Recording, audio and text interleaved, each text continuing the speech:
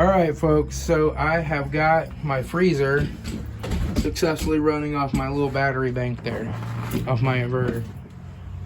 And the compressor is running. I don't know if you can hear it. But I opened it up and turned this fan on until the compressor kicked on. Now the compressor's running. I mean, it just like whoop, kicked right on, didn't act funny or anything. The inverter didn't do anything. And it's running it right now, and the fan is not even running on the inverter. But I know, at least when it kicks on, it pulls more than 400, because it would not power up off of this 400 watt inverter.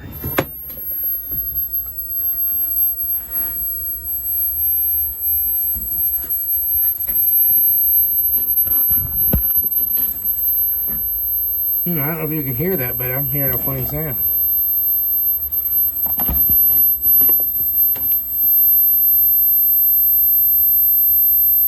I'm hearing a real high pitched sound.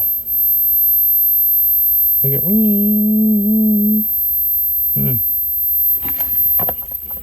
don't know what that's about, but we're gonna let it run.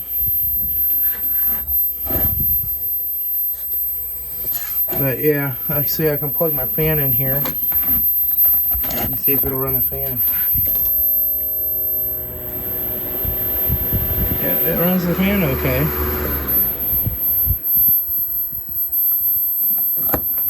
I don't know why it started making that little high-pitched sound, but it would not run at all on my 400 watt inverter. It just beeped.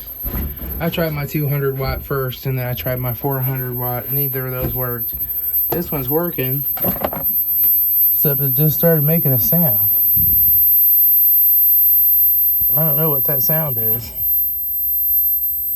It's probably so high-pitched it won't come across on camera. But it's running it. It's working. Interesting. That's a cheapo Harbor Freight inverter. I'd like to get a pure sine wave inverter eventually. But I'm just doing this to see if it'll work as an emergency backup plan. So, it does seem to work. So, that's good. But yeah. So, eventually, I plan on getting this little cheapo solar pulse width modulation charge controller set up on the batteries and let it charge. And then we'll put the solar panels out in the yard. I'll get those down out of my garage storage, little attic crawl space. Set those up out in the yard, hook them up to this, and I'll probably just, I would mount them if on the roof if it's going to be long term, but I don't want to put holes in my roof if I don't have to. And since it's just short term, and I don't really want to leave them up there because trees might fall on them and break them, I just want to test if I could put this inverter on here and run that freezer, say, for a week off of the solar panels. And this, I think, tells you the state of the battery charge, and it'll do 12 and 24 volt. But I think, if I remember right, if you do 24 volt off the solar panels, it has to charge 24 volts. So it doesn't like take higher voltage off the solar panels and step it down to 12 volt batteries. And, getting a 24 volt inverter is expensive. So I just have a 12 volt inverter. Like I said, I would like to get a pure sine wave inverter one of these days. I'm going to, and get a good quality one that I could have, but I just don't yet. I don't have one yet. So that high pitched squealy sound that it's making is getting really high now. I know that I can hear higher pitched sounds than most people. I think I might just be hearing something that most people couldn't hear. I know, like, back in high school in the 1980s, when everybody turned on their CRT monitors in computer class, I'd be like, oh, and everybody else would be like, what,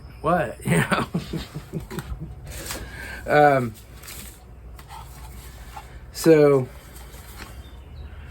I have the manual for it here. I have to read that. This is the first time I've taken this out of the box and looked at it. But I want to test this out. It has a USB for 5-volt charging output on it too, so you could charge a phone or something from it. It has a battery. It has a place. It has a thing that says it has a light bulb on it, I guess, so you can hook up a light. I don't know. And it has your place where you put your solar panels over here. So I don't know how many watts this is either. It might not be big enough for my solar panels. I think it was when I bought it though. I think it's an 800 watt. And it doesn't say anywhere on the box, of course.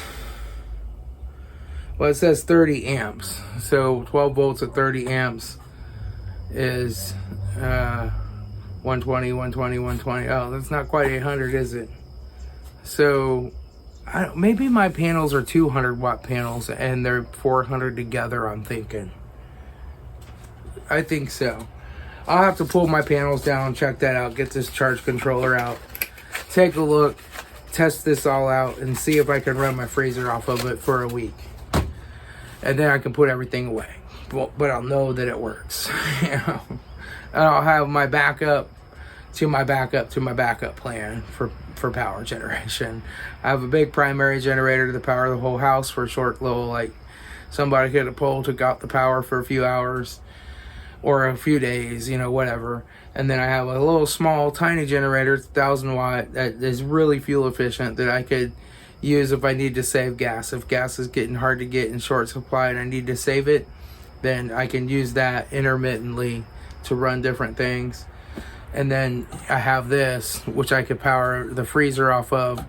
I have 200 feet of extension cord that'll reach into the house, that I could power a light and a fan off of or something too. So yeah, I have propane lanterns too for light. But propane lanterns are hard to use in the summer because they put out so much heat if you don't have air conditioning, you know. So you might want to just run a little LED light bulb. Now the little squealing sound went away. And the compressor is still running over there. It's still cooling itself back down. So yeah, I don't know. Interesting.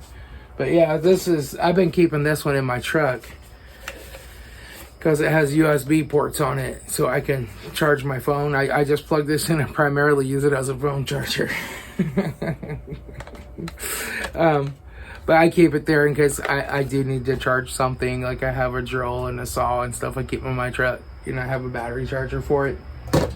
And then I have those other two, which are just old ones that I had from a long time ago. If you look at my very first video on YouTube, which I shared it today, I think, on my community thing. I'm talking about putting a solar system in my old shed at my old house. And I did. And that was the inverter that I used to run at, that little 200 watt inverter. Yeah.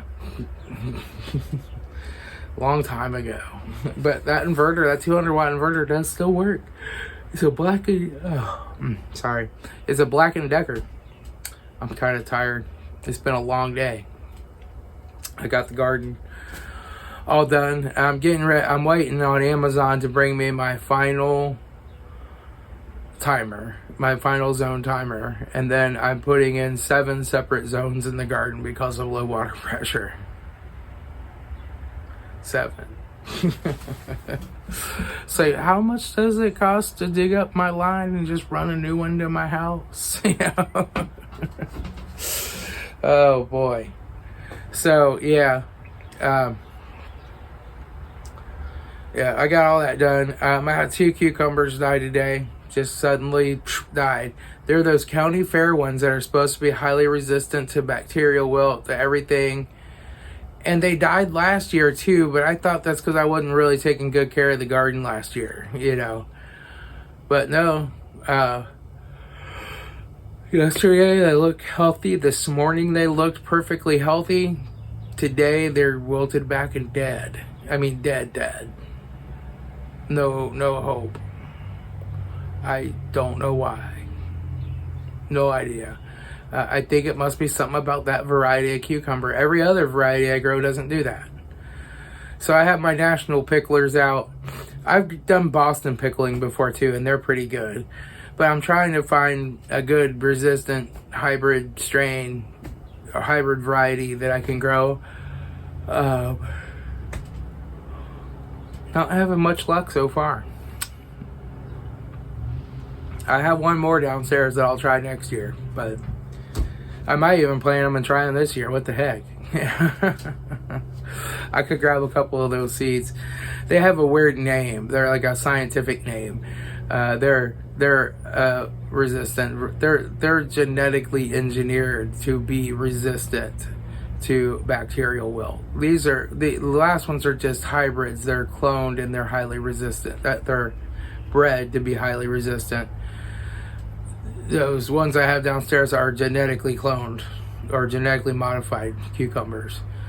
But genetically modified isn't a problem as long as it's not genetically modified to resist Roundup and you spray Roundup on it all the time, like wheat and corn and soybeans. I don't really have a problem with the genetically modified. As long as they're just playing with the genes that cause it to get bacterial wilt. You know? I don't know.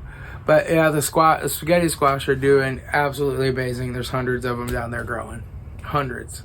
So I'm going to have a bumper crop of spaghetti squash this year. Holy crap.